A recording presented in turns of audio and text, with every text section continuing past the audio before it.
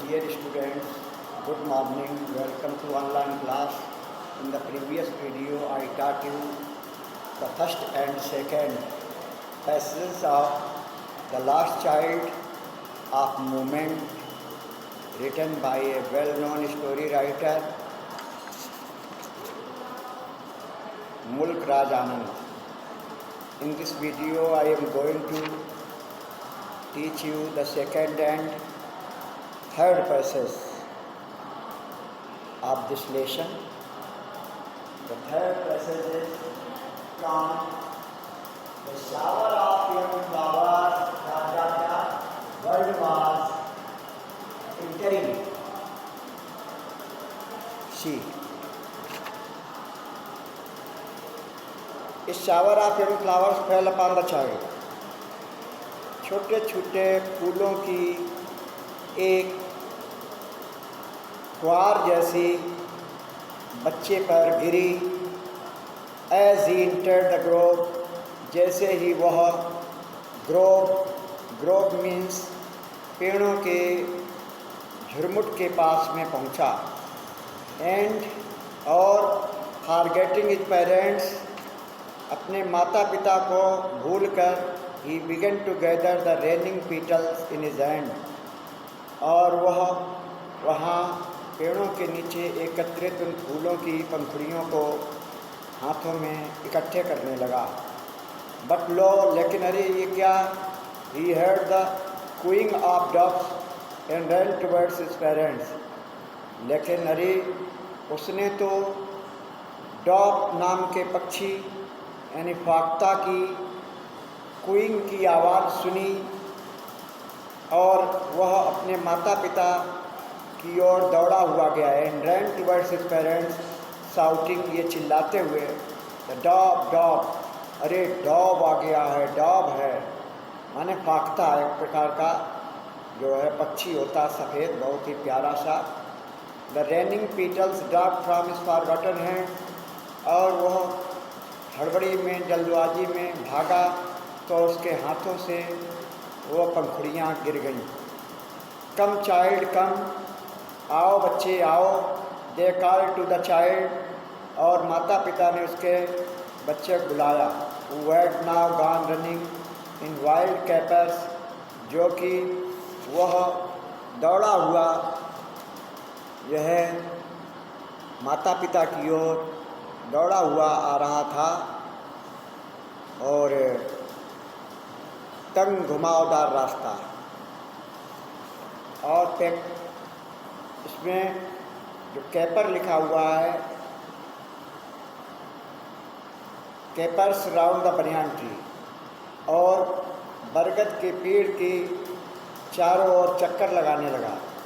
In gathering him up they took the narrow winding footpath which led to the fair through the mustard field, और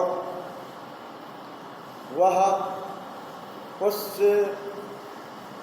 सरसों के खेत से होते हुए एक सुंदर सी पगडंडी पर आगे बढ़ गया।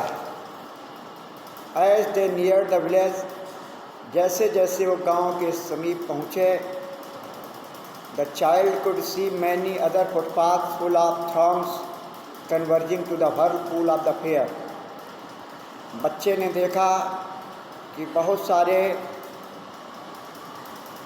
रास्ते, many other footpaths यानी बहुत सारे रास्ते, full of throngs बहुत अधिक भीड़ से युक्त, converging to the whirlpool of the fair वो मेले की ओर जाने वाले एक ही मार्ग में मिल जाते थे। कन्वर्जिंग मीन्स मीटिंग, मेट, मिल जाते थे। एंड फेल्ट, और ऐसा प्रतीत होता था, एट वंस, तुरंत, repelled and fascinated by the confusion of the world he was entering. उस बच्चे के लिए ये सब कुछ बहुत ही आश्चर्यजनक लग रहा था, और उसे ये ऐसा प्रतीत हुआ, एक उसने व्हर्लपूल ऑफ द फेयर, मतलब एक जैसे कभी कभी ग्रामीण अंचल में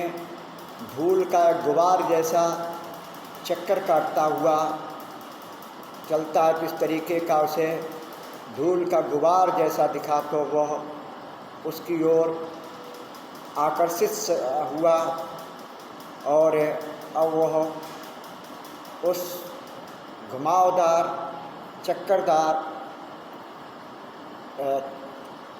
चक्करदार होती हुई दुनिया के से एक साथ जो है फैसिनेटेड आकर्षित हुआ by the confusion of the world he was entering. अब वह मेला में जब वो प्रवेश कर रहा था तो उसे ऐसा लग रहा था कि ये सब उसके लिए बहुत ही रोचक और आकर्षित करने वाला है। Dear students, now I am going to start the fourth passage. The fourth passage is from a sweet meat seller hogged ... moved on. First of all, you have to note down the difficult words of the given passage, and afterward you should listen to what I am telling the meaning of this passage.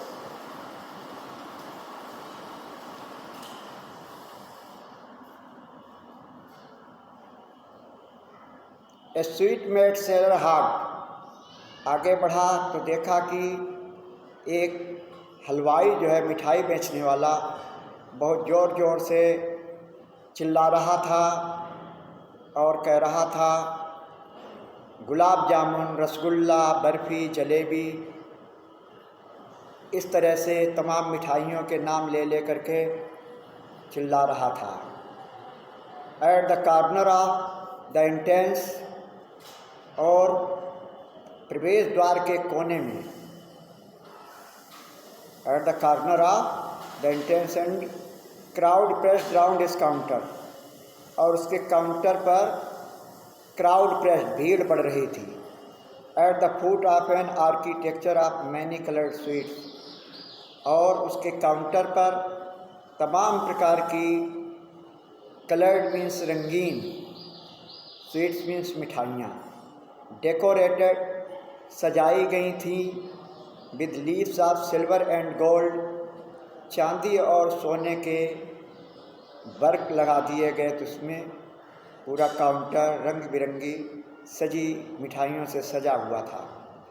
The child stared and opened and his mouth watered for barfi, that was his favourite sweet.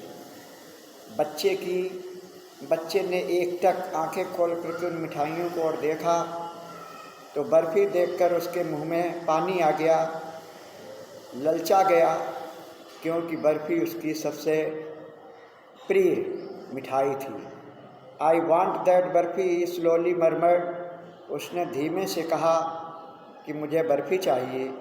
But he half knew as he begged that his plea, लेकिन वह उसे ये मालूम था कि उसकी इस plea पर, उसके निवेदन पर बिल्कुल ध्यान नहीं दिया जाएगा, would not be headed, because his parents would say he was greedy, क्योंकि उसके माता पिता ये कहेंगे कि वो बहुत ही लालची है।